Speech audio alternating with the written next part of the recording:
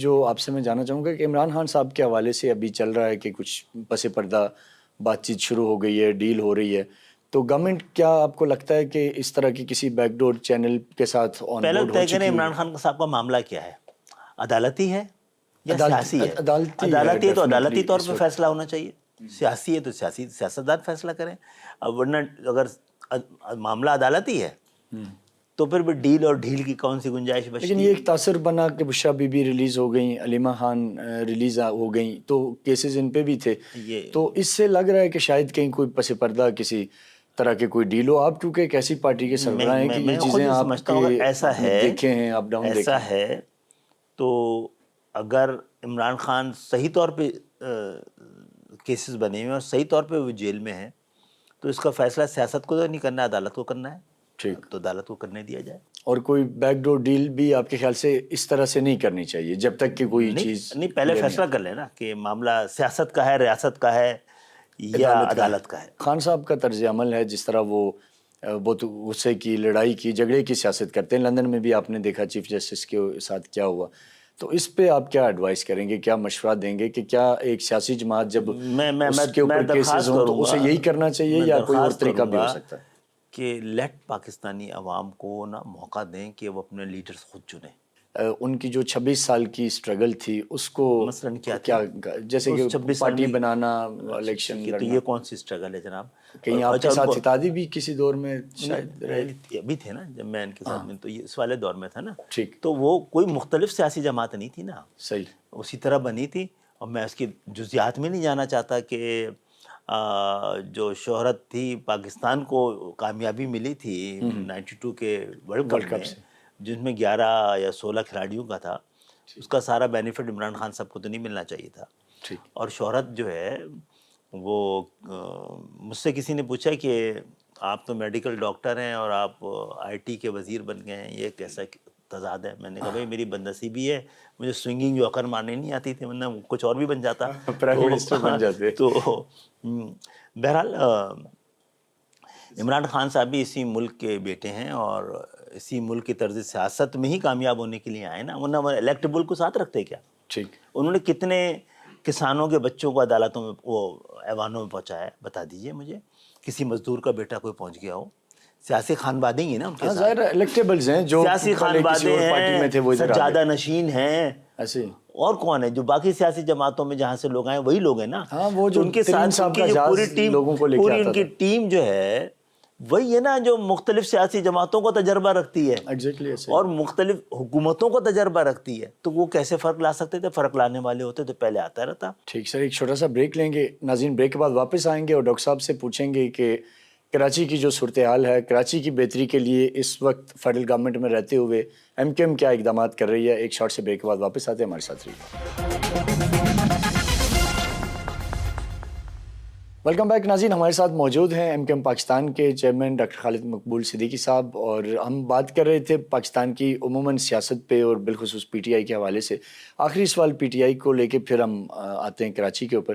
سر یہ بتائیے کہ جو خان صاحب کا جو طرز سیاست ہے اس وقت کا، کے پی کے سے آپ کے اوپر اسلام آباد پہ یلغار ہو جاتی ہے، باقی جگہوں پہ ہوتی ہے، تو آپ سے میں یہ چیزیں اس لیے پہلے بھی میں نے پوچھی، دوبارہ بھی، کہ آپ نے بھی بڑی مشکلات سہی ہیں اور شاید ان سے بہت زیادہ صحیح ہیں، لیکن آپ کا کبھی اس طرح کے اقدامات ہم نے نہیں دیکھے۔ آپ کے پاس مین پاور بھی ہے، شاید بہت زیادہ کمیٹڈ لوگ بھی ہیں، لیکن پھر بھی کہیں نہ کہیں ہمیں اس میں اعتدال نظر آیا، صبر نظر آیا۔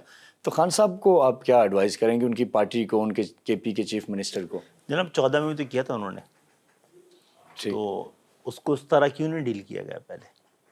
تو میں نے تقریر تھی 14 میں، لوگوں نے بڑے اعتراض کیا تھا، میں نے کہا بھائی یہ کیسے ہمت کی ہے انہوں نے، یہ پوری اسمبلی یرغمال بنی ہوئی ہے، اس لیے بنی ہوئی ہے نا کہ جو دھرنا تھا 14 والا، ہاں، کہ اس لیے بنی ہوئی ہے نا کہ آپ نے اسمبلی کو مضبوط نہیں کیا ہے، آپ پورے خاندانوں کو لے کے بیٹھ گئے ہیں، آپ نے پاکستان کی عوام کو نہیں ریفلیکٹ ہونے دیا ہے۔ تو خان صاحب کو سر ایڈوائز اس موقع پہ جب وہ جیل میں ہیں، کہیں ڈیل کی بات ہو رہی ہے، کہیں پس پردہ بات ہو رہی ہے، تو آپ کی ایڈوائز کیا ہے؟ آپ صحیح کہہ رہے ہیں، آپ خان صاحب کو ایڈوائز کی ضرورت ہو سکتی ہے، پہلے تو ہدایت لیتے تھے وہ صرف نا، ہدایت کی ضرورت تھی۔ آپ ابھی تک اس نشے سے نکلے نہیں ہیں، وہ طاقت جو آپ کو میسر تھی، جو سہولت میسر تھی، اب نہیں ہے، تو آپ اپنے ساتھ اب جاگیرداروں کو، یہ سجادہ نشیدوں کو سیاسی خانوادوں کے بجائے عام پاکستانیوں پہ ہاتھ رکھیں.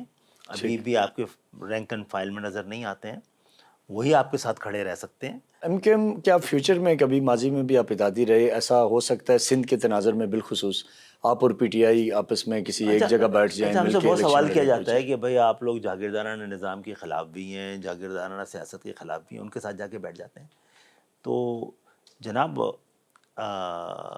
اس پارٹی سے ڈیموکریٹ پارٹی سے کروں, ریپبلکن سے ہم اتحاد کریں, اور کبھی غور سے دیکھیے گا نا, جب جمہوریت کو ہماری ضرورت نہیں رہی تو ہم حکومتوں میں گئے بھی نہیں ہیں. اگر ہم 18 میں خان صاحب کے ساتھ کوئی بہت اچھے تعلقات اور اس کی تاریخ تو نہیں تھی نا, ہم نہ جاتے تو حکومت بچانے نہیں گئے تھے, ہم جمہوریت بچانے گئے تھے. ٹھیک. اور ابھی بھی صورتحال یہ ہے.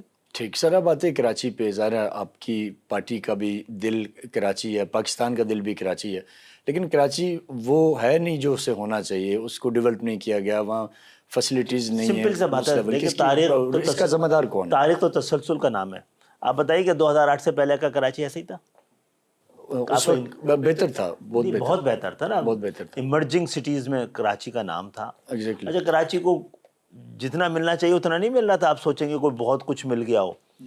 جو جتنا کراچی ٹیکس دیتا تھا اور جتنا دوسرے بڑے شہر ٹیکس دیتے ہیں, اس کے مقابلے میں تو کراچی کو کچھ بھی نہیں مل رہا تھا. کراچی کو جو ملتا ہے وہ پراپرلی استعمال ہو رہا تھا, خرچ ہو رہا تھا.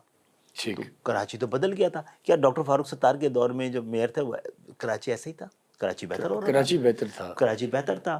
تو وہ دونوں ادوار جس میں ایم کیو ایم کے پاس کراچی اور سندھ کے شہری علاقوں کے مینڈیٹ کے ساتھ ساتھ اختیارات بھی رہے ہیں, تو کراچی تبدیل ہوا. اس کا مطلب کراچی کا مسئلہ تو حکومتیں ہیں نا. ٹھیک. لیکن کراچی تو آپ کا سر ووٹ بینک بھی ہے, آپ کے لوگ بھی ہیں, اور ایک دفعہ نہیں ملٹیپل ٹائم الیکشنز میں ثابت بھی ہوتا ہے. پھر کیا وجہ ہے کہ اختیارات آپ کے پاس نہیں ہے؟ آپ کے وہاں سے ایم پیز بھی جیتتے ہیں, نیشنل اسمبلی میں بھی آپ کی نمائندگی ہے, حکومتوں کے ساتھ اتحادی بھی ہوتے ہیں, اور ڈیفینیٹلی فنڈز بھی جاتے ہیں. اختیارات جو ہے جبر کے پاس ہے کیا؟ پاکستان میں مستقل نا, جاگیردارانہ جمہوریت کا حصہ تو نہیں رہے ہیں نا. اور پھر پاکستان میں کراچی سندھ کے اندر 15 سال سے ایک ہی سیاسی جماعت کے پاس اقتدار ہے. وہ اس کے پاس کراچی کا مینڈیٹ 0 اور اختیارات 100 ہیں.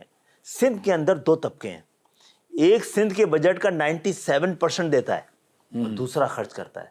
اس طرح چلتی ہیں حکومتیں, اس طرح چلتے ہیں ملک, اس طرح گھر بھی چلتا ہے. نہیں چل پائے گا اس طرح. اس کا وے آؤٹ کیا ہے سر, کیسے ہوگا پھر؟ کیونکہ آپ حکومتوں میں بھی جب رہتے ہیں اگر پھر بھی بات نہیں سنی جاتی تو پھر حل کیا ہے؟ کیسے آپ اس کو کر پائیں گے, امپلیمنٹ کیسے دیکھیں, کریں؟ ہم تو کوئی پیشہ ور سیاستدان نہیں ہیں, تو پھر ہم سمجھیں گے کہ یہ دیکھیں اس کا مقصد ہے کہ سیاسی جدوجہد سے اس ملک میں کچھ نہیں بنے گا. اس کا مقصد